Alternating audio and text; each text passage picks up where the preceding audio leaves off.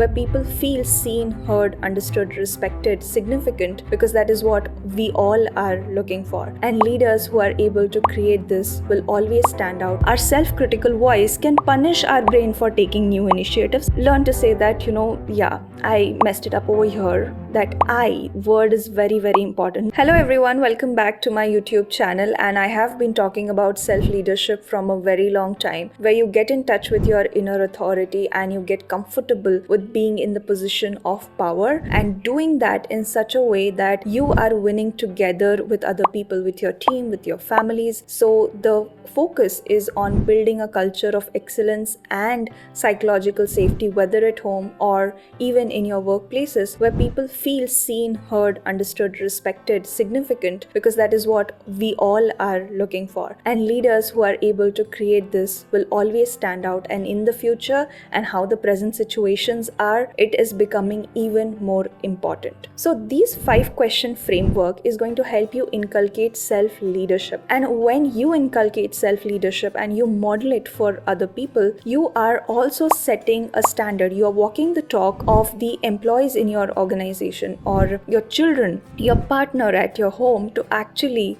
embody the same.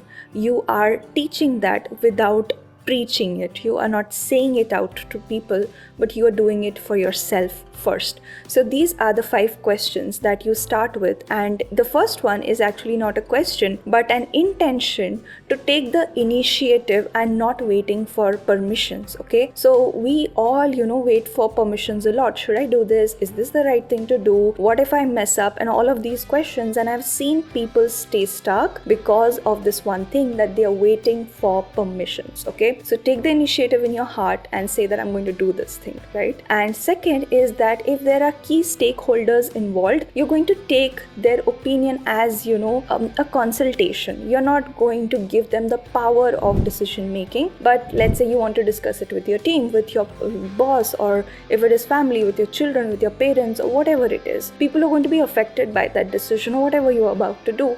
You can take the opinions, the consultations. So what happens that a lot of times we hate unsolicited advice, right? A lot of times we want advice, but we don't take it because it's going to overwhelm us. But when you know that you are not giving the power away, then consulting or taking some advice will not be a problem. Even your mentors, even talking to your coaches, whatever it means, whatever support you need, you're going to gather it. And the third step is to actually start executing the plans. Okay, and in this, whenever you win, you are going to appreciate. So the fourth depends on whether it goes according to you or whether it's going not according to you. So whether you're feeling that it is growth or it is disappointment. So if it's growth, it's the direction of growth. Appreciate yourself for taking that decision and acting on that decision. Appreciation, self-appreciation is very important for your brain to feel rewarded, because a lot of times our self-critical voice can punish our brain for taking new initiatives, and that is why we have so many few leaders in the world, so few entrepreneurs, and so few people that who are actually doing important stuff. We want many people to do important stuff so that we can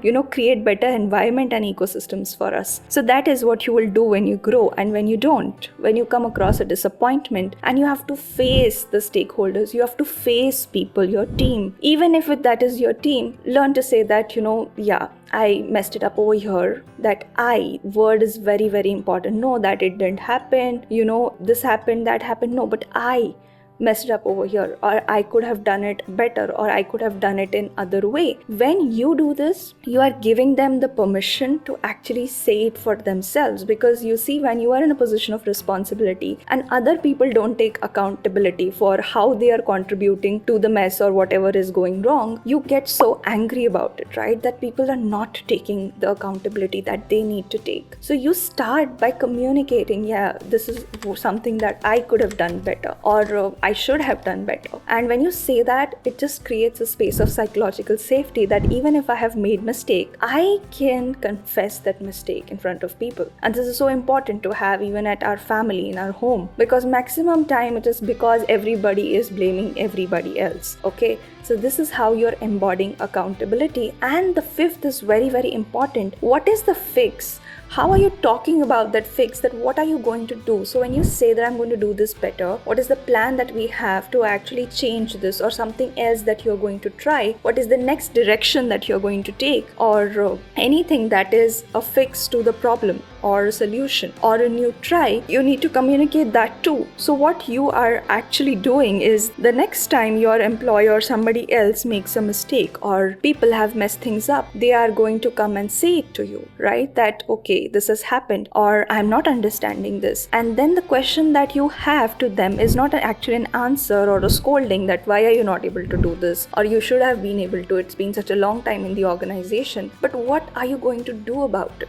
Okay, so the question or the frame, even if you're using it for other people, needs to start with what are you going to do about it? Okay, so this is a way of actually coaching people to take initiatives, coaching people to take accountability, and asking them what are you going to do about it. Okay, and this can be annoying initially because what we are used to is obedience, just taking people's advice, following instructions, and if it does not go as per the instructions, then getting punished for it. So if we change it to this, what are you going to do about it? And if you have better inputs to add into it, then yeah, your solution plus this is what I can give from my side, and that is how you're building responsible people around you. And this is a great skill to have. Subscribe to the channel if you loved this insight that comes from my leadership coaching sessions, and we will be sharing more such coaching and knowledge nuggets with you so that you can lead better and create the ecosystems which have excellence and psychological safety, because people are wanting and needing grounded, reliable leaders more than ever.